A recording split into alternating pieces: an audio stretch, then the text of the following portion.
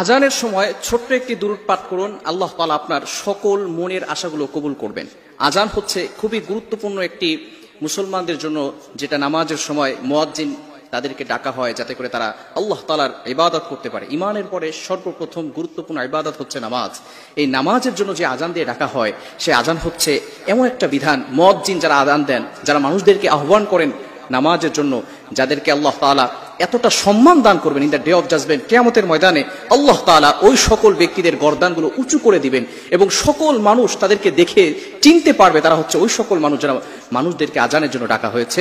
ডাকতেন আল্লাহ তাআলা ওই দিন in the day of judgement, কিয়ামতের ময়দানে তাদেরকে বিনা হিসেবে জান্নাতের ব্যবস্থা করে দিবেন। আল্লাহ তাআলা তাদেরকে বলবেন, উইল গো টু প্যারাডাইস, তোমরা জান্নাতে চলে যাও, will not go to hell fire, তোমাদের জাহান্নামে যাওয়ার কোনো প্রয়োজন নেই।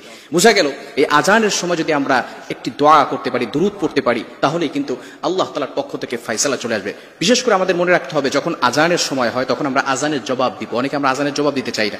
যারা আজানের জবাব দিবে তাহলে আল্লাহ তাআলা কিয়ামতের ময়দানে মুয়াজ্জিনদেরকে যেভাবে সম্মান দান করবেন, যারা আজানের জবাব দিবে আল্লাহ তাআলা তাদেরকেও সম্মান দান করবেন। মুয়াজ্জিন যখন আল্লাহু আকবার বলে তখন আমরাও আল্লাহু আকবার বলবো। মুয়াজ্জিন যখন আশহাদু আল্লা ইলাহা ইল্লাল্লাহ বলে তখন আমরাও আশহাদু আল্লা ইলাহা ইল্লাল্লাহ বলবো। মুয়াজ্জিন যখন আশহাদু আন্না মুহাম্মাদুর রাসূলুল্লাহ বলে তখন আমরা সেটাই বলবো। শুধু হাইয়া আলাস সালাহ হাইয়া আলাল ফালাহ, এই সময় আমরা লা হাওলা ওয়ালা কুওয়াতা ইল্লা বিল্লাহিল আলিয়্যিল আযীম এটা করব, তাহলে কিন্তু আজানের জবাব দেওয়া হয়ে যাবে। অনেকে প্রশ্ন করেন যে অনেক সময় বিভিন্ন জায়গা থেকে এক এক জায়গায় এক একবার আজান দেওয়া হয়, আমরা কি বারবার উত্তর দিব? নো, একবার বললেই আপনার যে দায়িত্ব সেটা আদায় হয়ে যাবে। এখন কথা হচ্ছে এই আজানের পরপর সময় কিন্তু দোয়া কবুলের সময়, কারণ আমরা তিরমিজির ভিতরে হাদিস পড়েছি, আপনিও তিরমিজির ভিতরে হাদিস পাবেন। নবী সাল্লাল্লাহু আলাইহি ওয়াসাল্লাম বলে দিয়েছেন, আদ-দুআউ লা ইউরাদ্দু বাইনাল আযানি ওয়াল ইকামা, যেই দুরূদটা অর্থাৎ দোয়া যে সময় আজানের পরে এবং ইকামতের আগে যে দোয়াটা করা হয়, সেই দোয়াটা আল্লাহ তাআলা কখনো ফিরিয়ে দেন না।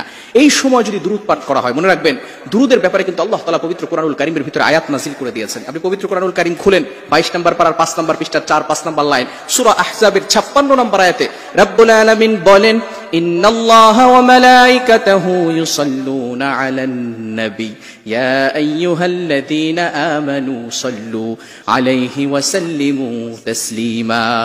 রব্বুল আলামিন বলেন, নিশ্চয়ই আমি আল্লাহ ওয়া মালাইকাতাহু এবং আমার ফেরেশতারা ইউসাল্লুনা আলান নবী, নবীর উপরে দুরূদ পড়ে। ইয়া আইয়ুহাল্লাযীনা আমানু, ও ইউ হ্যাভ বিলিভার্স, এই ইমানদারগণ, সাল্লু আলাইহি ওয়া সাল্লিমু তাসলিমা, তোমরাও নবীর উপরে দুরূদ পাঠ করো। এজন্য আজানের পরে আমরা আজানের জবাব দেওয়ার পরেই দুরূদ পাঠ করব। দুরূদটা বিশেষ করে দুরূদ ইব্রাহিম যেটা আছে এই দুরূদটা পড়বো। যদি এটাও পড়তে না পারি, সাল্লাল্লাহু আলাইহি ওয়াসাল্লাম, এটাও একটা দুরূদ। এই দুরূদ 3 বার পড়ে আমরা আল্লাহর কাছে দোয়া করব। এই দোয়া করলে আল্লাহ তাআলা সেই দোয়া ফিরিয়ে দিবেন। অনেকেই আছেন অভাবের ভিতরে, অনেকেই কষ্টের ভিতরে আছেন, অনেকেই পেরেশানির ভিতরে আছেন, অনেকের মাথার উপরে ঋণের বোঝা, বিভিন্ন টেনশনের ভিতরে আছেন, চাকরি হচ্ছে না। এই আজানের পরে 3 বার দুরূদ শরীফ পাঠ করে আপনি আল্লাহ তাআলার কাছে দোয়া করেন, আল্লাহ তাআলা সেই দোয়া কখনো ফিরাবেন না। এজন্য আসুন এই সময়টা আমরা বিফলে না কাটাই। নবী সাল্লাল্লাহু আলাইহি ওয়াসাল্লাম যে সময় দোয়া করতে বলেছেন সেই সময় যদি আমরা দোয়া করতে পারি, তাহলে আল্লাহ তাআলার পক্ষ থেকে সাহায্য আসবে। আল্লাহ তাআলা আমাদের সকলকে এই দুরূদের আমল বেশি বেশি করার তৌফিক দান করেন।